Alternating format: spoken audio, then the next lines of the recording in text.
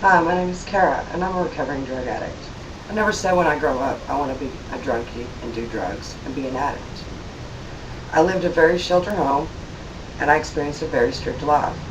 I graduated with honors and went off to college. Being a rebellious teen, I thought I had the right to experiment. I wanted to fit in, and I always wanted to change the way I felt inside. After that, one thing led to another, and I led a miserable life of active addiction. I had no contact with family, no real friends, no hobbies, no life. I was numb to all of it. I had no goals or aspirations, nothing to work for. I was always running. Running from my feelings, running from my family, running from my responsibilities, and most of all, the DHS and the police. After many years of being a walking disaster, I sought help. I realized I shouldn't be living this life. There had to be more, I thought.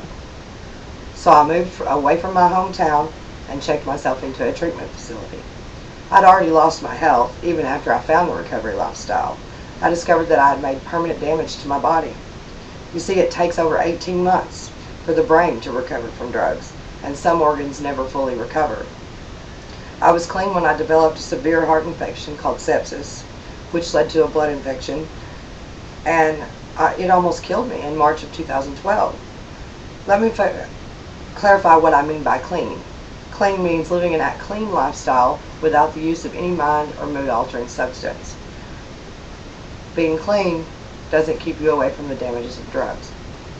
During my hospitalization at the time, the doctors discovered a very rare heart tumor. They don't know for sure that it was a result of my drug use, but it's a high possibility that the toxins that I put into my body caused that tumor. It almost killed me again. At the age of 32, I went through open heart surgery. But because of the damages I had already done and the tumor had already done to my body, I never recovered completely, and I'm still considered disabled. I went from a promising young high school student, as you can see here, high school graduate, to a junkie with no hope in only a short time. This photograph was taken only the day before I went into treatment. If telling you about my life experiences can stop you from making my mistakes, it's worth it. I'm an open book. You don't have to make the same mistakes that I made. No one should. No one ever told me I had a choice, or that it was okay to say no. No one ever told me that I had other outlets to improve my life, such as music, art, physical activity, sports, furthering my education. These are all things that can change the way I feel inside without putting drugs inside my body. So I don't have to try to fit in or be cool to change myself into someone I'm not, because I'm just me, and that's okay. But you see, in order for me to stop using drugs, I had to change my entire life. My friends, the places I went, and the things that I did. Less than 2% of those who use my drug of choice make it into recovery, and even less of those stay there.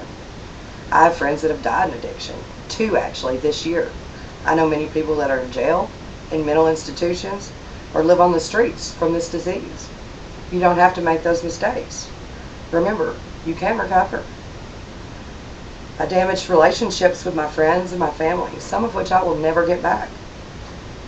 And there's many years in my life that I don't even remember. I damaged relationships with my 4 children, and I do the best I can to maintain stability in their lives today and to be a better role model and progress into a better future for them. But the fact remains, I lost so many opportunities in my life when I made that first choice to use drugs. It may be hard to say no in the beginning, even harder to stop if you've already started. There are support groups, counselors, 12-step programs, teachers, friends, family, many that can help you work through your problems and do the right thing, even without ever having to pick up a drug again. This is so much easier than living the life I've lived. It's so much easier than the life that drugs will take you to. The drugs have an ability to control your life and make decisions for you. You no longer have control on your own decisions. Then you can turn into someone that you don't even recognize when you look in the mirror. Today I stand here with the ability to tell you that you can make a choice in your life. Do you want to participate in your own future? Or do you want to exist with no hopes, no dreams, and no aspirations? Do you want to live your life to its fullest? You need to make a decision. You need to make a decision to do what's right for you. See, it took me 14 years to come back from the damage that I began when I started using drugs that first time in my teen years. Damage is permanent, can't be taken back. But I can change that from here on out. Each step I take as I move forward in my life to do the next right thing and to promote healthy lifestyles in other people. So why don't you take my story with you when you leave today and learn from the mistakes I've made so you don't have to walk in my shoes.